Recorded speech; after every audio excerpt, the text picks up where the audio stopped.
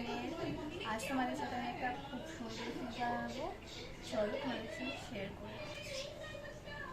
নমস্কার সবাইকে, আবারও বাটার এন্ড ক্যাফেতে তোমাদের স্বাগত জানাই। আবারও আজকে একটা নতুন চকলেট ওভারলোড কেক নিয়ে হাজির হয়েছি।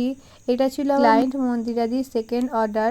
এই কেকটা আমি আগেও বানিয়েছি, যারা আমার ভিডিও দেখো বা আমার পেজটা ফলো করো তারা জানবে।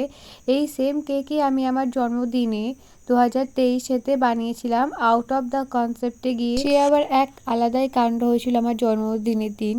আমি জন্মদিন আগের দিন কেক বানাচ্ছিলাম, কেকের স্পঞ্জটা তো ভালোভাবে হয়ে গেছিলো, বাট কেকের ক্রিম করার আগেই আমার ব্লেন্ডারটা খারাপ হয়ে যায়।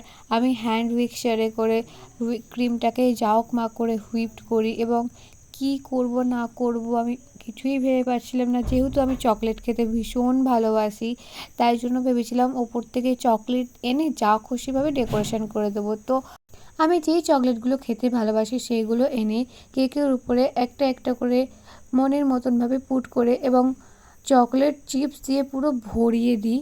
তোমরাই বলো কে না চকলেট খেতে ভালোবাসে, তার উপর আবার চকলেট ওভারলোড কেক। আহা, পুরো মুখে না জল চলে আসছে বলতে বলতে।